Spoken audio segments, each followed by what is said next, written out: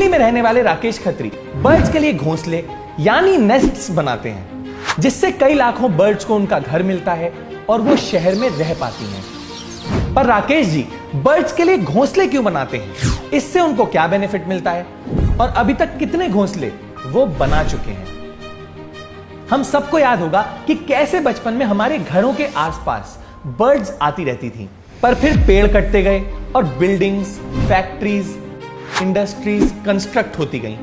और क्योंकि बर्ड्स अपना घोंसला ज्यादातर पेड़ पे ही बनाती हैं, तो बर्ड्स सिटीज से विलेजेस की तरफ जाके बसने लगी। हम सब ने इस प्रॉब्लम को नोटिस किया, पर राकेश जी ने इस प्रॉब्लम को सिर्फ नोटिस ही नहीं किया, बल्कि इस प्रॉब्लम को सॉल्व करने की रिस्पॉन्सिबिलिटी उठाई। मेरा बचपन पुरानी दिल्ली की गलियों में बीता। मकानों के अंदर खूब झरोकेदार मकान होते थे, हवा के आने जाने के लिए छोटे छोटे रोशनदान भी होते थे, जिनसे अच्छे अच्छे बर्ड्स अंदर आके अपने घोंसले बनाया करते थे। पंखों के जो कोठर होते हैं उसमें और स्विच बोर्डों के अंदर घर बनाया करती थी। तो मेरे घर के बड़े बूढ़ों की पहली इंस्ट्रक्शन यही होती थी कि पंखा ज्यादा नहीं चलाओगे, अगर चिड़िया कट गई तो तुम्हारे कान काट दिए जाएंगे। और तब से ही राकेश जी ध्यान देने लगे कि उनकी वजह से किसी भी चिड़िया को कोई भी नुकसान ना पहुंचे।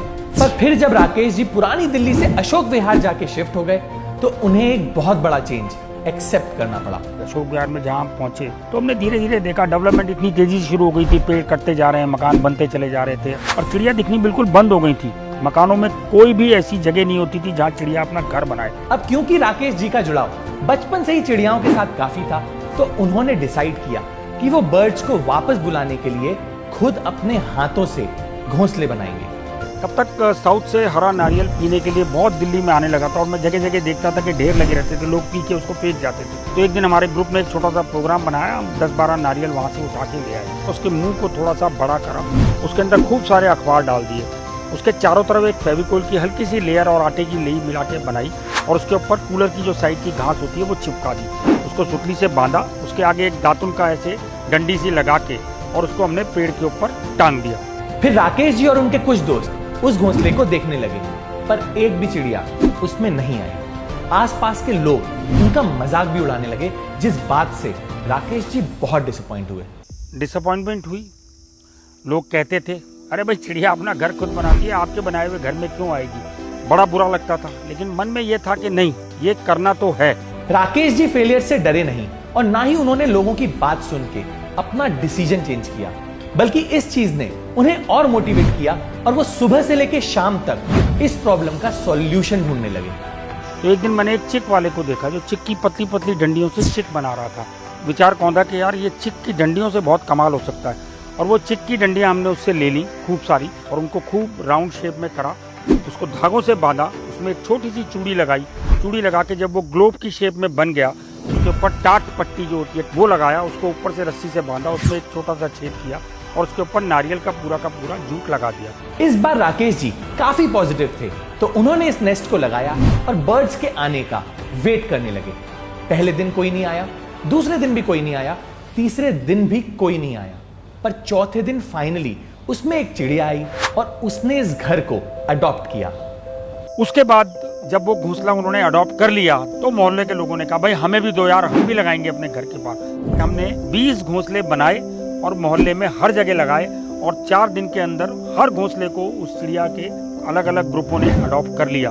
किसी को आशियाना देना, इससे बड़ी ब्लेसिंग जिंदगी में और किसी को नहीं मिल सकती जो मुझे मिली। राकेश जी ने सोचा कि वो घोंसला बनाने के इस काम को सिर्फ अपने तक ही नहीं रखेंगे, बल्कि और लोगों को इसके लिए ट्रेन करेंगे। तो मैंने स्कूल्स के साथ काम करना शुरू करा, वर्कशॉप का, कॉर्पोरेट्स ने बुलाना शुरू करा, धीरे धीरे RWs ने बुलाना शुरू करा।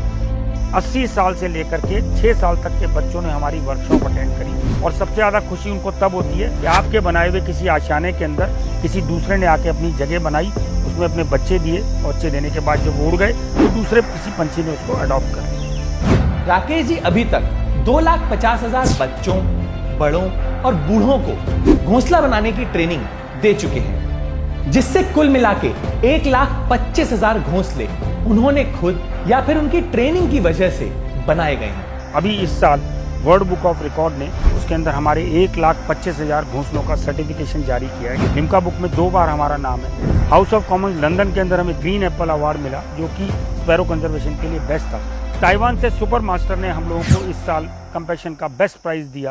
2019 में मैकमिलन कंपनी ने हमारी कहानी को पूरी चैप्टर के तौर पर छापा।